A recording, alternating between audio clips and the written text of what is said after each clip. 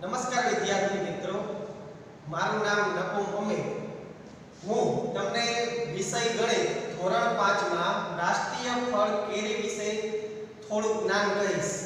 રાષ્ટ્રીય ફળ કેરી પહેલા ચેપ્ટરમાં પહેલા વિડિયોમાં આપણે સૌપ્રથમ કે કેરી છે એ ક્યાં તેનું ઉત્પાદન થાય છે અને તેને ક્યાં લઈ જવામાં આવે છે તેના વિશે હું તમને અભ્યાસ કરાવીશ. તો આપણે આ ચેપ્ટરનો વિડિયો આગળ જોઈએ. નમસ્કાર વિદ્યાર્થી મિત્રો, રાષ્ટ્રીય ફળ કેરી વિશે જોઈએ તો અહીં પંક્તિ આપેલ છે, કાંજી સુણે કોયલ કેરી કુંજ કેરી બગીચે. આ પંક્તિમાં ત્રણ પંક્તિઓ જુદી જુદી છે. તો પહેલી પંક્તિમાં અક્ષર આપણે જોઈએ તો 1 2 3 4 અને 5, બીજી પંક્તિમાં 7, ત્રીજી પંક્તિમાં 5. એ રીતે 5 + 7 + 5 કુલ અક્ષર કેટલા થાય છે? 17. આ 17 અક્ષરોનું જે બનેલું છે ત્રણ પંક્તિઓ દ્વારા, તેને શું કહેવામાં આવે છે? તો કે હાઇકુ કહેવામાં આવે છે. તો હાઇકુ નામ કેના ઉપરથી પડ્યું છે? જાપાનના સાહિત્ય સ્વરૂપનું નામ છે. હા, તેનું બંધારણ કેવું આવે છે? 5 + 7 + 5નું. એ જ રીતે આપણે આગળ જોઈએ તો મીઠી સુગંધી હું સોરઠની કેરી હું છું કેસર. એટલે અહીં બીજું હાઇકુ પણ આપેલ છે અને સોરઠની કેરી વિશેની ચર્ચા કરવામાં પણ આવેલ છે. હવે આગળ જોઈએ, તમે કેરી વિશેની કોઈ કવિતા કે વાર્તા જાણો છો? અહીં કેરીના કેટલાક ચિત્રો બાળકોએ બનાવ્યા છે.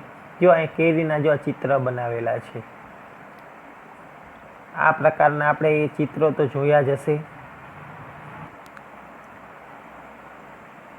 અહીં ત્યારે તમે કેરી વિશે વિચારો ત્યારે કેવા આકારો તમારા મનમાં આવે છે? નીચે મુજબનું ચિત્ર બનાવો જેમાં તમે વિચારેલ વિવિધ આકારનો ઉપયોગ થાય છે. આપણે બધા અટાણે ઉનાળાની સિઝન ચાલુ છે એટલે આપણે કેરી તો જોઈએ જ હશે બધાએ. હવે કેરીના જો નીચે અહીંયા આંબા પણ આપેલ છે, આંબાના ચિત્રો જેના ઉપર કેરી લટકે છે. આ પ્રકારના આપણે બધાએ ચિત્ર તો જોયા જ હશે. કેરીને સંસ્કૃતમાં શું કહેવામાં આવે છે? તો કે કેરીને સંસ્કૃતમાં આમ્ર કહેવામાં આવે છે. આ આમ્રના આકારો ભરત ગૂંથણ, ચિત્ર, રંગ કે દાગીનામાં સામાન્ય રીતે જોવા મળી જાય છે. તમારી આજુબાજુના કાપડના પડદા, સાદડી પરના અન્ય ચિત્રો જુઓ. તેમાં રહેલ વિવિધ આકારની કેરી શોધો. આવી કેરી તમે પણ દોરો. એક કરતાં વધુ કેરી ચિત્રો રચી અલગ ભાત ચિત્ર પણ બનાવો. જો આ પ્રકારના આપણે બધાએ ચિત્ર જોયા જ હશે કે આપણી ઘરે જે કાપડના પડદા કે સાદડી હોય એના ઉપર આ પ્રકારના આપણને ચિત્ર જોવા મળે છે. આ પ્રકારના ચિત્ર કેવા છે? કેરી પ્રકારના છે. એટલે આપણે જે કેરી ખાઈએ છીએ એ પ્રકારના ચિત્રો આપણને જોવા મળે છે. ગુજરાતના ગીર સોમનાથ જિલ્લાના તાલાળા તાલુકો કેસર કેરીના ઉત્પાદનમાં વિશ્વ પ્રખ્યાત છે. ગુજરાતમાં જે ગીર સોમનાથ જિલ્લો આવેલ છે એનો કયો તાલુકો? તાલાળા તાલુકો છે તે કેસર કેરીના ઉત્પાદનમાં વિશ્વ પ્રખ્યાત. વિશ્વ પ્રખ્યાત એટલે કે આપણી જે કેરી છે તાલાળા ગીર સોમનાથની કેરી, તે વિશ્વ સુધી એટલે કે વિશ્વમાં જુદા જુદા દેશો સુધી તે અહીંથી ટ્રાન્સપોર્ટ થઈ અને કેરી જાય છે અને એ લોકોને ખૂબ જ આ કેરીનું પ્રમાણમાં વધારે મીઠી લાગે છે, એટલે કે ભાવે છે. એટલે કે વિશ્વમાં પણ આ કેરી કેવી છે? પ્રસિદ્ધ છે. અહીંની જમીન કેસર કેરીને ખૂબ જ માફક આવે છે. અહીંની જે જમીન છે કેસર કેરી છે તેને કેવી આવે છે? માફક. એટલે કે માફક આવું એટલે કે કેસર કેરીનું ઉત્પાદન ક્યાં વધારે પડતું જોવા મળે? તાલાળા ગીરમાં. તાલાળા ગીરને કેસર કેરીની રાજધાની પણ કહી શકાય. એટલે કે સૌથી વધારે જ્યાં કેરી મળી આવે એટલે એને શું કહેવામાં આવે છે? કેસર કેરીની રાજધાની. અહીંની વાડીઓ આંબા વાડીઓ તરીકે ઓળખાય છે. અહીંની જે વાડીઓ છે તેને કેના તરીકે ઓળખવામાં આવે છે? આંબા વાડીઓ. આંબા વાડીઓ આ વિસ્તારની જીવાદોરી છે. એટલે કે સૌથી વધારે ત્યાં આંબા આવેલા છે અને કેરીનું ઉત્પાદન થાય છે, એટલે કે કેરી ઉપર જ ત્યાં લોકોનું જીવન નિર્વાહ થતો, એટલે કે જીવાદોરી પણ કહી શકાય. આંબે આવ્યા મોર, વાર્તા કહીશું પોર. આ તમે સાંભળ્યું જ હશે. વસંત ઋતુમાં આંબા પર સૌ પ્રથમ મોર કે ફૂલ આવે છે. જ્યારે શરૂઆતમાં આંબાવાડીમાં જે આંબા છે તેના ઉપર સૌથી પહેલાં શું આવે છે? મોર. નાના નાના જે મોર આવે છે અને ફૂલ આવે છે. પછી ત્યાર પછી તે આંબા પર કેરી આવે છે. પછી શું થાય છે? કેરી આવવાની શરૂઆત થઈ છે. કેરીને આંબા ઉપરથી ઉતારી ઢગલો કરવામાં આવે છે. જ્યારે આંબા ઉપર કેરી આવી જાય છે પછી શું કરવામાં આવે છે? તેનો મોટો ઢગલો કરવામાં આવે છે. પછી આ ઢગલામાંથી શું કરવામાં આવે છે? જુદી જુદી ગુણવત્તા મુજબ કેરીને બોક્સમાં પેક કરી આ વિસ્તારના માર્કેટિંગ યાર્ડમાં મોકલવામાં આવે છે. એટલે કે મોટો ઢગલો કરી પછી શું કરવામાં આવે છે? તેને બોક્સમાં અલગ અલગ ક્વોલિટી એટલે કે ગુણવત્તા મુજબ છે આ કેરીઓને પેક કરી દેવાની. પછી આ બોક્સ છે જે તૈયાર થઈ ગયા, તે બોક્સ ક્યાં જાય છે? માર્કેટિંગ યાર્ડમાં મોકલવામાં આવે. એટલે કે માર્કેટિંગ યાર્ડ છે ત્યાં તેને મોકલવામાં આવે છે. પછી ત્યાંથી આપણે ખરીદી કરી શકાય છે. હવે આગળ જોઈએ. એક બોક્સમાં 18 કેરી હોય. તમારા વર્ગના વિદ્યાર્થીઓની સંખ્યા જેટલી બોક્સ લાવવામાં આવે, તમામ બાળકો તેને ખોલીને એક ઢગલો કરે તો કુલ કેટલી કેરીનો ઢગલો થાય? તેમાંથી 10 કેરીની એક એવી કેટલી ઢગલી થાય? હવે દાખલા તરીકે માની લે કે આપણા ક્લાસમાં 20 વિદ્યાર્થી છે. હવે એક બોક્સમાં કેટલી કેરી છે? 18 નંગ કેરી છે. એટલે કે બધાને એક એક આપણે બોક્સ દઈ દઈએ એટલે ગુણ્યા કેટલા કરવાના? 18. 18 ગુણ્યા 20 કરીએ એટલે બધાનો જે ઢગલો કરવામાં આવે તો કુલ કેટલી કેરી થશે? 360. તેમાંથી 10 કેરીની ઢગલી કરવાની છે. એટલે કે 10 કેરીની ઢગલી કરવી તો 360 ભાગ્યા 10. એવી કેટલી ઢગલી થશે? 36 ઢગલી થશે. કેટલી ઢગલી થાય? 36. હવે આગળ આપણે જોઈએ. સારું, એક જ આંબામાંથી સિઝન દરમિયાન જો 12 કિલોગ્રામ વજનના 18 બોક્સ ભરાય તેટલી ખેડૂત કેરી ઉતારે છે, તો આંબાવાડીમાંથી આ સિઝનમાં ખેડૂત કેટલા કિગ્રા અને કેટલા બોક્સ ઉતારી હશે તેનો અંદાજ લગાવો. એટલે 12 કિલોગ્રામ છે અને 18 બોક્સ તે ઉતારે છે. આ 12 કિલોગ્રામ છે અને કેટલા બોક્સ ઉતારે છે? 18. એટલે કેટલા કિલોગ્રામ? 216 કિલોગ્રામ છે તે કેરી ઉતારે છે. હવે નીચે જોઈએ આપણે. તમારું વજન કેટલા કિગ્રા છે? આપણું વજન માની લઈએ કે 12 કિગ્રા છે. તમારા જેવા 12 બાળકો એક સાથે વજન લગભગ કેટલા કિગ્રા થાય? હવે એક બાળક છે એનું 12 કિલોગ્રામ છે, તો 12 બાળકો છે તો તેનું વજન કેટલું થાય? હવે આપણે ચોકડી ગુણાકારમાં જોઈ લઈએ કે 12 ગુણ્યા 12 એટલે કેટલા થશે? 144. 144 કિલોગ્રામ વજન થાય 12 બાળકોનું. એક બાળકનું વજન હોય 12 કિલોગ્રામ તો 12 બાળકનું કેટલું થાય? 144.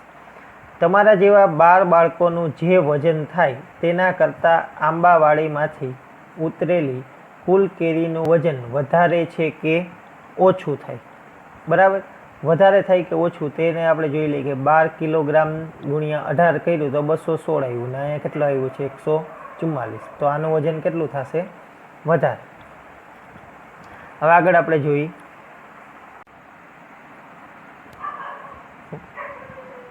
જો આપણા ઘરે અઠવાડિયે સરેરાશ 5 કિલોગ્રામ કેરી ખવાતી હોય, બરાબર, કેટલી કેરી ખવાય છે? અઠવાડિયાની 5 કિલોગ્રામ કેરી ખવાય છે. જો કેરીનો ભાવ 75 રૂપિયા પ્રતિ કિલોગ્રામ હોય, બરાબર, કેરીનો ભાવ 1 કિલોગ્રામના કેટલા રૂપિયા આપેલા છે? 75. 1 કિલોગ્રામ છે તો એના 75 રૂપિયા આપણને આપેલ છે. અને કેટલી કેરી ખવાય છે? 5 કિલોગ્રામ કેરી ખવાય છે. 1 કિલોગ્રામના 75, તો 5 કિલોગ્રામના કેટલા?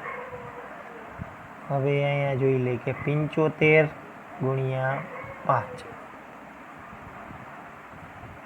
25 25નો પાંચડો વધી પડી 2, 5 7 35, 36 37. કેટલા રૂપિયા થાય? 375 રૂપિયા થાય. કેટલા અઠવાડિયાના? એક અઠવાડિયામાં 5 કિલોગ્રામ કેરી ખાઈ ગયા અને 1 કિલોગ્રામનો ભાવ કેટલો છે? 75 રૂપિયા. તો 5 કિલોગ્રામ કેરીનો ભાવ કેટલો થાય? 375 રૂપિયા થાય. એ કેટલા? 7 દિવસ.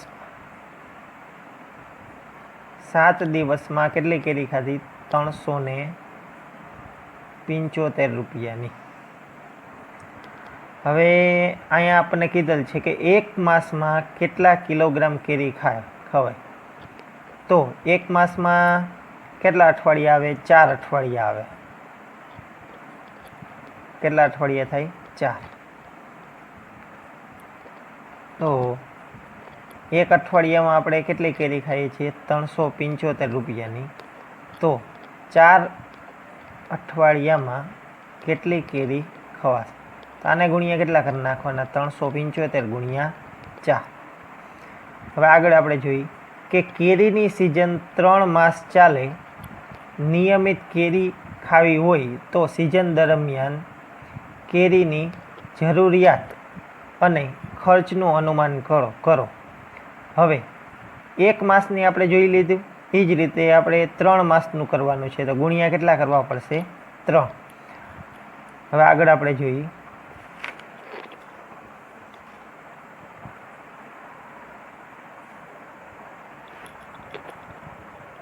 કાચી કેરીને પોપટ ચાંચ મારે તેમ ગામડાના વેકેશનમાં નાના છોકરાઓ પથ્થર મારી કેરી પાડવીની હરીફાઈ કરે છે. બરાબર? જેમ કાચી કેરી હોય એમ પોપટ એની ઉપર ચાંચ મારી જાય, તેમ ગામડામાં વેકેશન એટલે વેકેશન ઉનાળાની સિઝનનું જે વેકેશન હોય એ દરમિયાન કેરી હોય છે. તો તે દરમિયાન ગામડામાં છોકરાઓ શું કરે છે કે હરીફાઈ કરે કે કોણ વધારે કેરી છે તે પાડે. છોકરાઓમાં જો એકાદ કેરી પડે તો પતંગ તૂટ્યા જેવી ખુશી થાય. હવે પથ્થર આપણે મારતા હોય અને કેરી પડતી ન હોય, માંડ એક કેરી પડી હોય તો કેવી આપણને ખુશી થાય? એવી જ છોકરાઓને ખુશી થાય છે. અરે વાહ, આ હરીફાઈ કેરી તૂટે અને માથા ફૂટે, સાથે સાથે લોકોની લીલીછમ લાગણી સાથે રતુંબડી બની જાય. માતાઓના જીવ પડીકે બંધાયેલા રહે છે. આ બધું શહેરોમાં જોવા મળતું નથી. એટલે કે શહેરોમાં આ પ્રકારનું વાતાવરણ હોતું નથી, કેમ કે અહીં શહેરોમાં વધારે પડતો ગીચ વિસ્તાર આપણને જોવા મળે છે, જ્યારે ગામડાઓમાં આ પ્રકારના વૃક્ષો અને આંબાઓ વધારે પડતા જોવા મળે છે. આ દ્રશ્ય સર્જાય તો તેમાંથી આંબા નીચે મહાભારત પણ રચાઈ જાય છે. એટલે કે એકાદે કેરી પડી હોય તો એકાદે એના મિત્રો છે તે એના એકબીજા સાથે લડાઈ કરવા, એટલે કે મહાભારત જેવી સ્થિતિ પણ રચાય છે. કોયલના ટહુકા માણસના બૂમ બરાડા વધી જાય છે. કોયલનો જે ટહુકો છે અને માણસો છે એના બૂમ બરાડા પણ શું થઈ જાય છે? વધી જાય છે. શું તમે કેરીના આવા ચિત્રો જોયા છે? કેરી તેના પાન સાથે વધુ સુંદર લાગે છે. નીચે મુજબ કેરીના ચિત્રો દોરવાનો પ્રયત્ન.